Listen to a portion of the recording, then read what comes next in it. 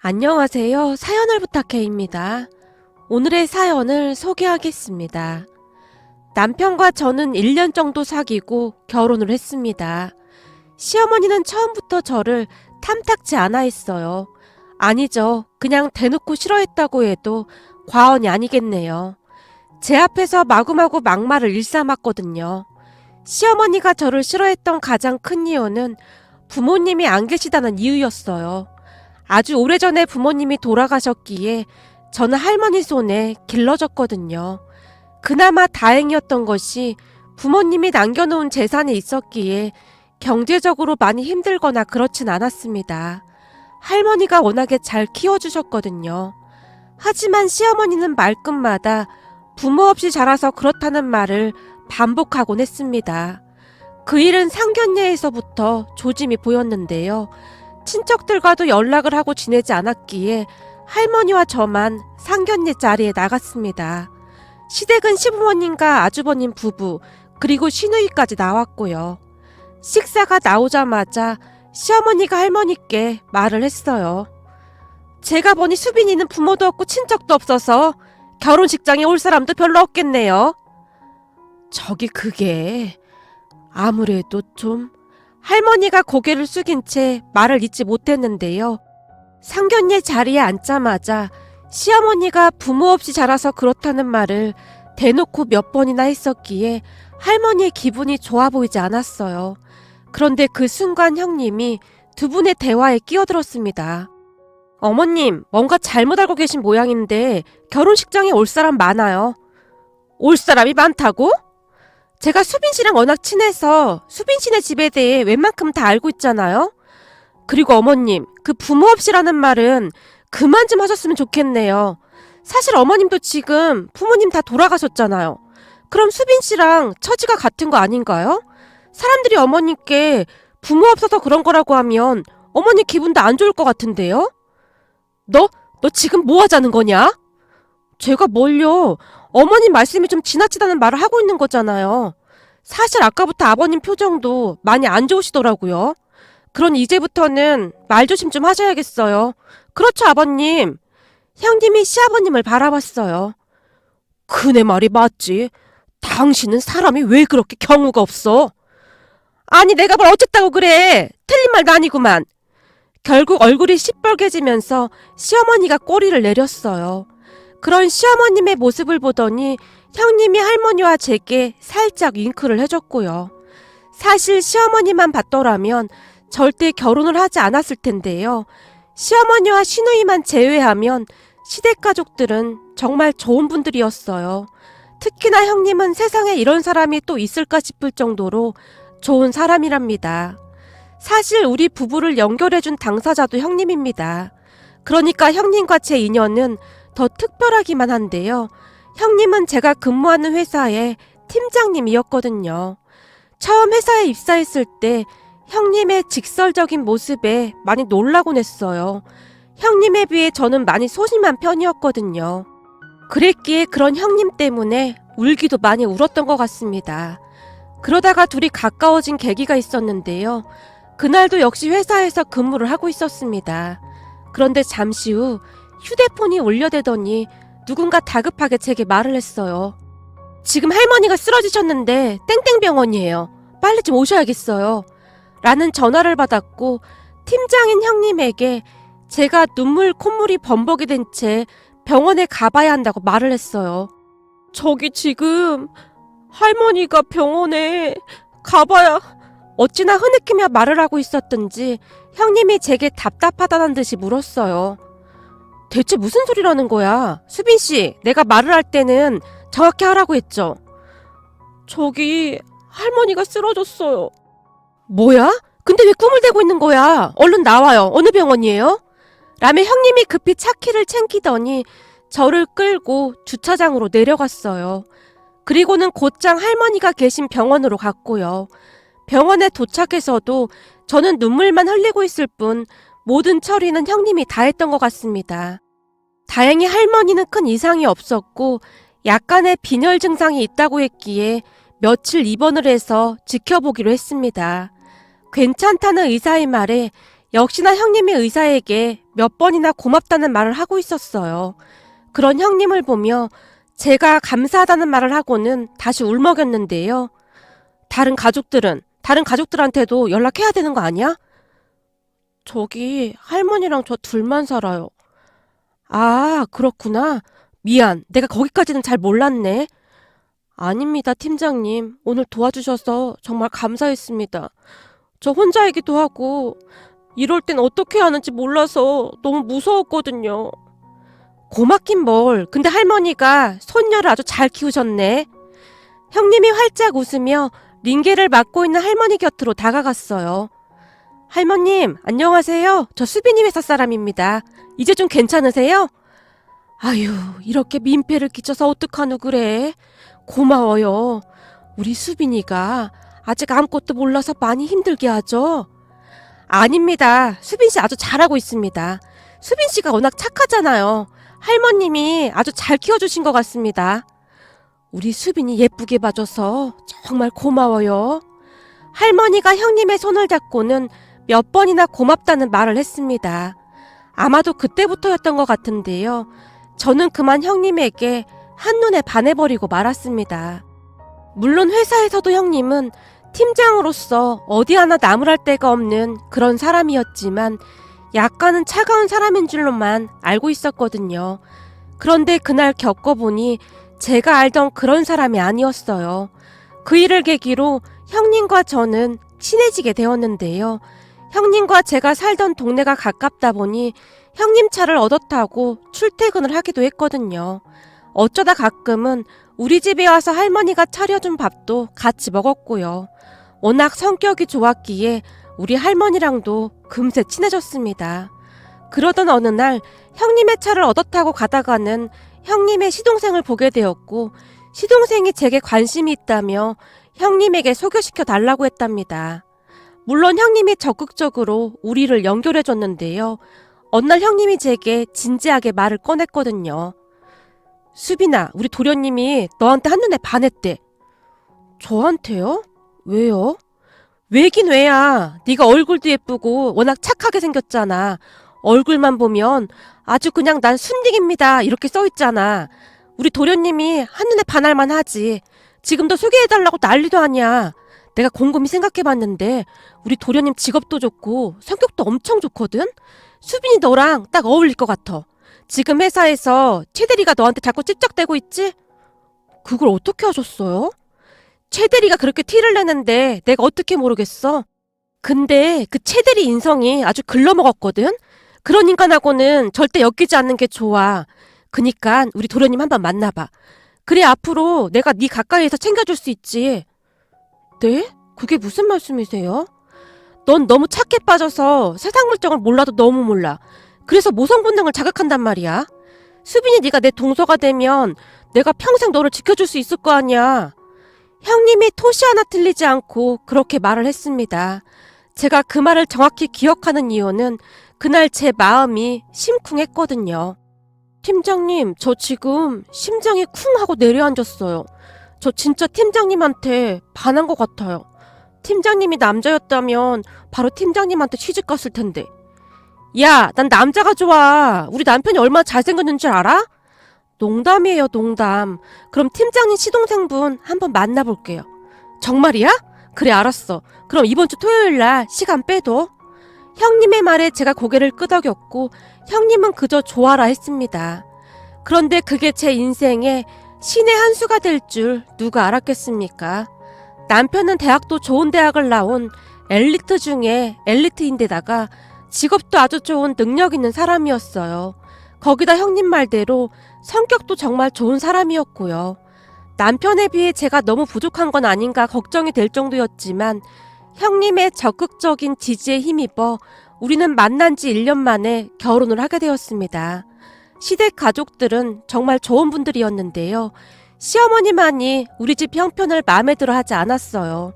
제게는 든든한 남편과 형님이 있었기에 걱정이 되진 않았지만 말이죠. 남편과 형님이 잘 챙겨주리라는 확신이 있었으니까요. 그날 상견례에서도 역시나 형님은 막말을 일삼던 시어머니의 코를 납작하게 만들었어요. 하지만 형님의 말과는 다르게 우리는 친척이 별로 없었기에 결혼식장 하객들이 걱정이 될 수밖에 없었습니다. 팀장님, 우리 친척이 별로 많지 않은데 어쩌죠? 아, 그거 걱정 안 해도 돼. 나한테 생각이 다 있어. 수빈이, 아니 이제부턴 동서라고 해야겠네. 동서도 밖에서는 형님이라고 불러. 동서 앞으로는 결혼식 준비나 잘해. 참 혼수랑 이것저것 준비할 때 우리 엄마도 같이 봐준다고 했으니까 시간 맞추자. 나도 같이 가야 하니까. 형님 어머님이요?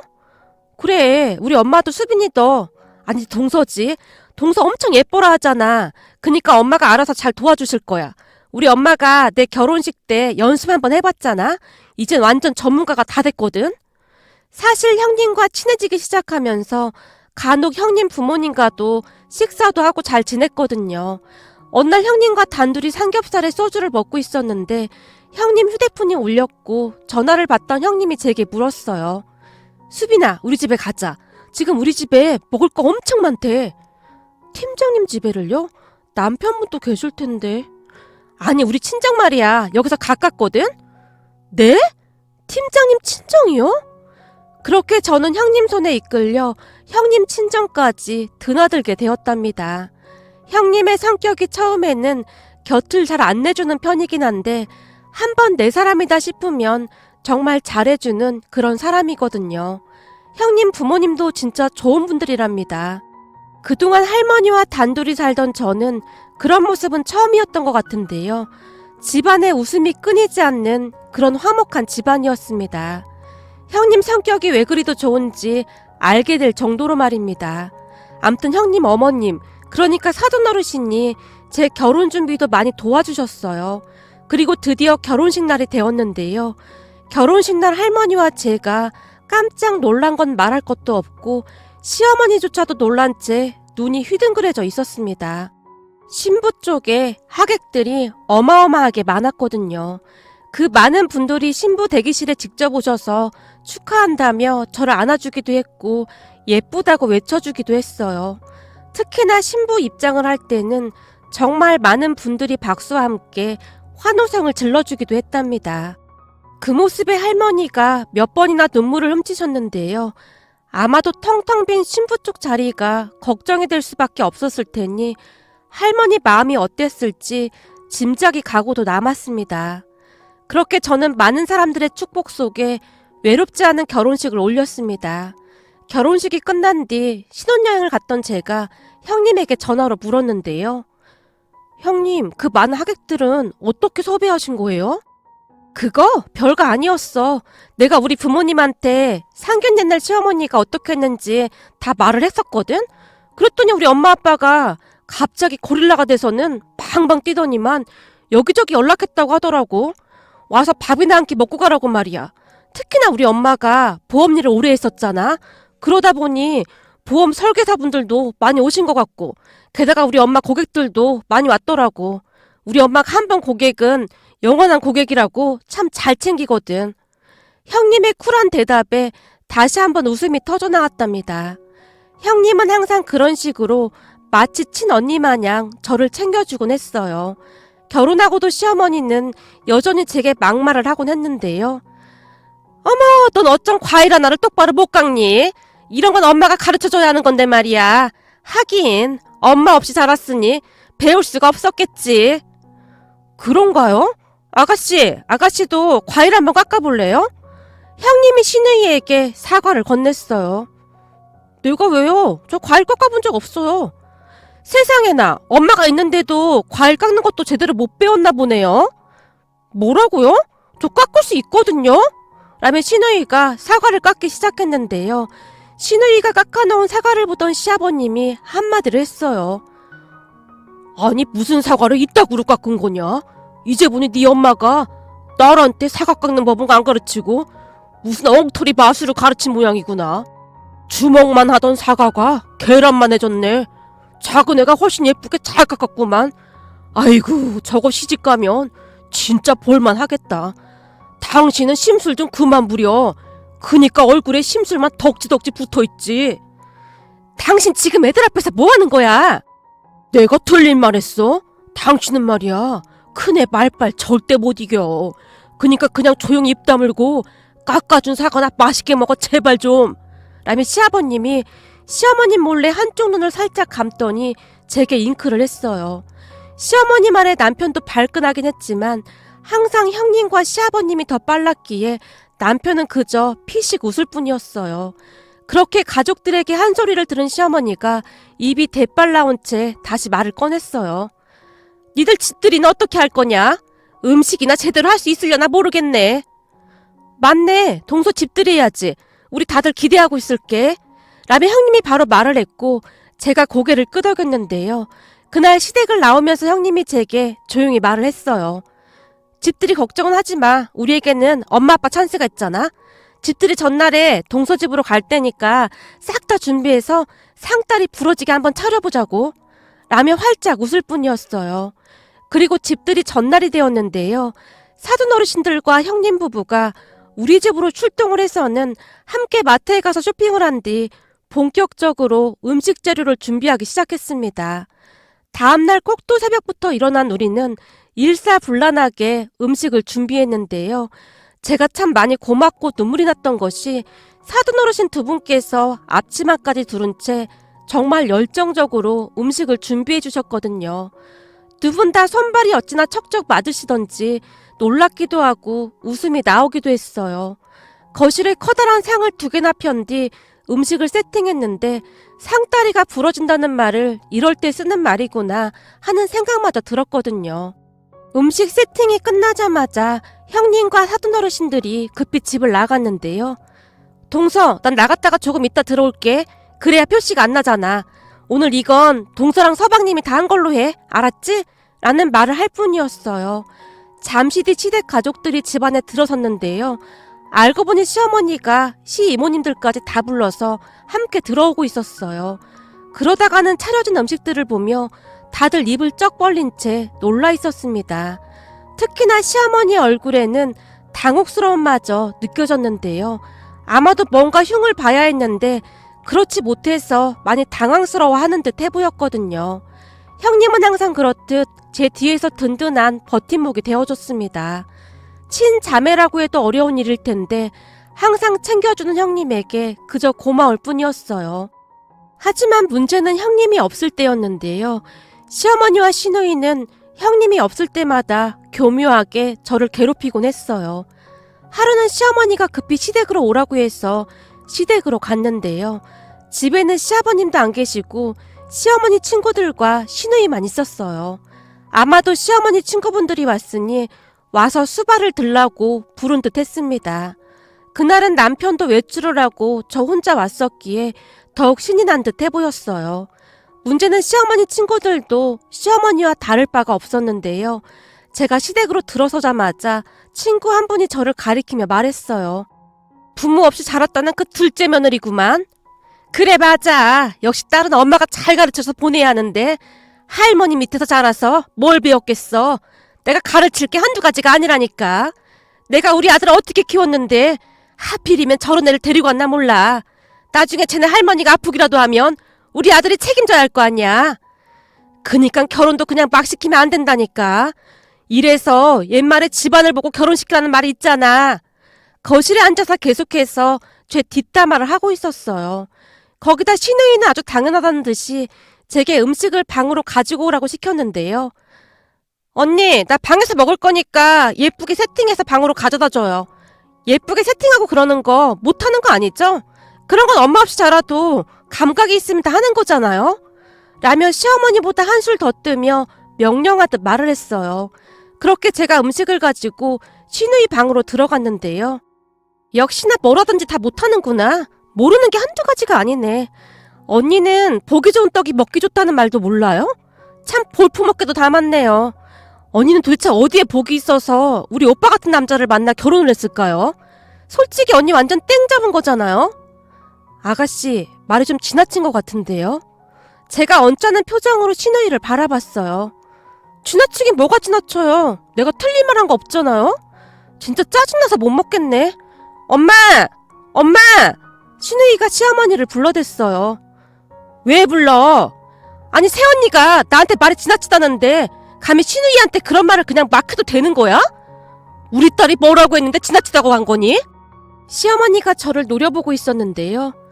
아니 내가 말한 거라고는 우리 오빠 만나서 팔자 고쳤다 그렇게 말한 거밖에 없어. 그게 틀린 말도 아니잖아.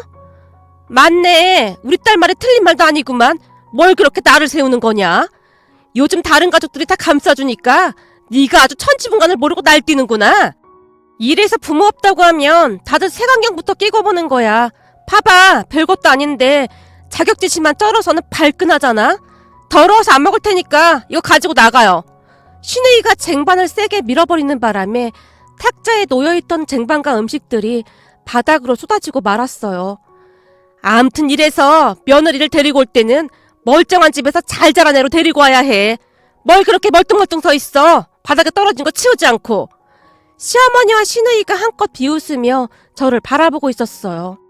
어머님, 제가 떨어뜨린 것도 아니고 아가씨가 그런 건데 이런 거 직접 치워야 하는 거 아닌가요? 아가씨가 떨어뜨렸으니까 직접 치우세요. 뭐가 어쩌고 어째? 네가 뭔데 우리 귀한 딸한테 이딴 걸 시키고 난리야? 어디서 들어와도 이런 제수탱이가 들어와서는.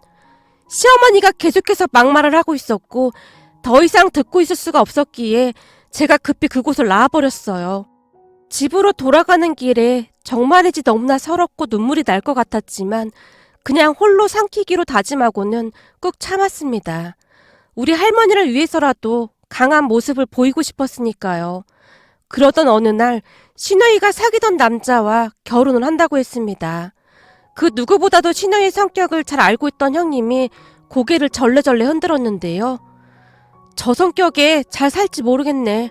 아가씨 너무 아나무인이거든. 그리고 아가씨가 술고래야 술고래. 술고래요? 술을 잘 마셔요? 아니지. 잘 마시지는 못하면서 술만 마시면 술주정을 하니까 문제지. 진짜요? 근데 저는 아가씨 술 취한 모습 한 번도 못 본 것 같은데요? 아버님이 한 번만 더 술주정하는 모습 보이는 날에는 집에서 내 쫓는다고 해서 눈치 보고 있는 건데 이 술이라는 게 쉽게 끊지 못하는 거거든. 지금은 아버님 눈치 보면서 안 마시는 건데 좀 걱정이 되긴 하네. 형님이 걱정스레 말을 하긴 했지만 저는 시누이가 술 취한 모습을 본 적이 없었기에 대수롭지 않게 생각하고 말았는데요. 형님의 우려가 현실이 될 줄 누가 알았겠습니까? 시누이가 결혼을 하고 한 5개월쯤이 지났을까요? 어느 날 시어머니가 우리 남편에게 전화를 해서는 급히 시댁으로 오라고 했습니다. 혹시나 시댁에 무슨 일이 있나 싶어 둘이 시댁으로 갔는데요. 시어머니가 1층에 서서 우리를 기다리고 있었어요. 엄마, 무슨 일이야? 저기 말이다. 지금 이서방한테 전화가 왔는데 네 동생이 술 취해서 난리가 났단다. 술 취해서 난리가 나다니? 집에서? 아니, 오늘 안 사돈 생일이라는데 사돈집에서 생일잔치 하다가는 술이 꽐라가 돼서 지금 생일상 뒤집어갖고 난리가 났대. 네 아버지 알면 네 동생 제명에 못 사니까 니들이 좀 가봐. 미치겠구만. 집에서 하던 짓을 시댁에서 똑같이 하면 어쩌라는 거야. 아니 근데 내내 괜찮았었잖아. 그거야 네 아버지 무서워서 그런 거고 시간 없어. 얼른 가봐. 근데 우리만 가라고? 엄마도 가야지. 야, 내가 거길 어디라고 얼굴 들고 들어가냐? 이런 개망신이 어딨어 그래. 안 봐도 눈에 훤한데 창피해서 거길 어떻게 들어가냐? 결국 우리가 시누이 시댁으로 급히 갔는데요. 거실에 들어서던 우리는 두 눈을 의심할 수밖에 없었습니다. 세상에나 거실 바닥이 난장판이 나 있었거든요. 사돈 어르신이 우리를 보자마자 조용히 말씀하셨어요. 올 때까지 제가 치우지 말라고 했습니다. 제가 지금껏 꾹 참고 말을 안 했는데 이런 일이 한두 번이 아니었습니다. 대체 가정교육을 어떻게 받았길래 술만 마시면 이러는 겁니까?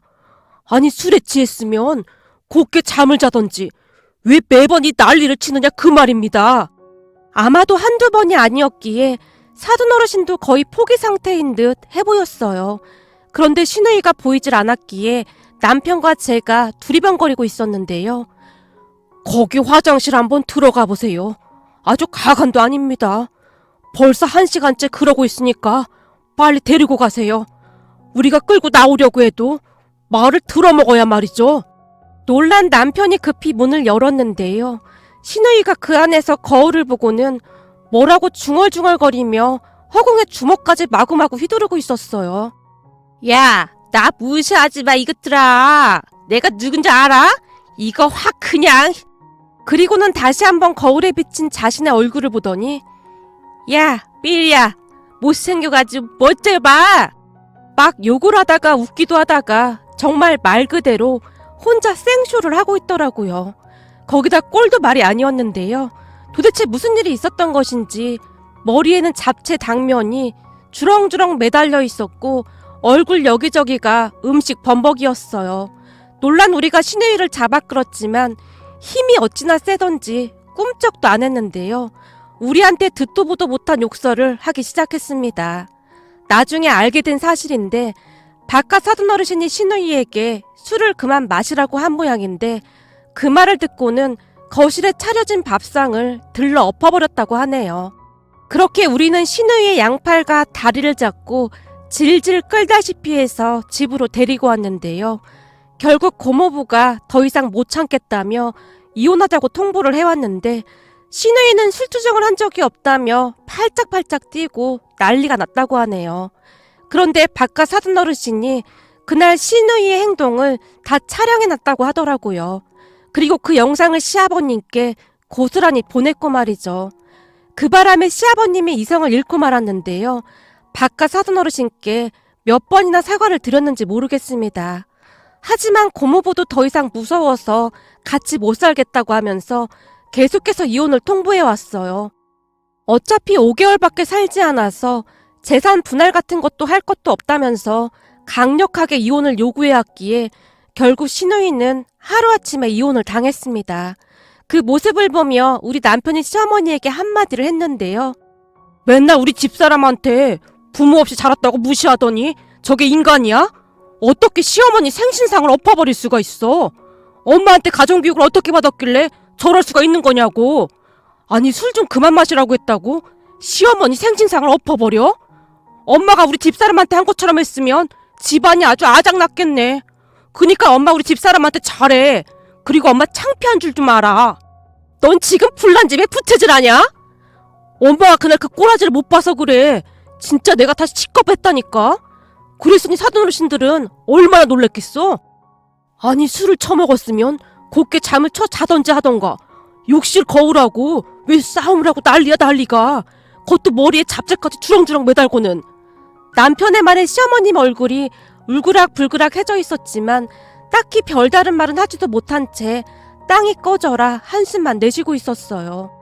그러던 어느 날 시어머니 입에서 또다시 부모 없이 자라서라는 말이 습관처럼 튀어나왔는데요. 머리 끝까지 화가 난 시아버님이 시어머니를 내쫓아버렸습니다. 현재까지도 시어머니는 시이모님 집에 얹혀 살고 계신데요. 시아버님의 마음이 쉽사리 변할 것 같지가 않네요. 부모 없이 자랐다고 그렇게 구박을 해대더니 이게 무슨 일인가 싶기만 합니다. 마지막으로 항상 든든한 울타리가 되어주는 우리 형님과 사돈 어르신들께 감사 말씀 드리고 싶습니다. 항상 보답하며 잘 살아가겠습니다.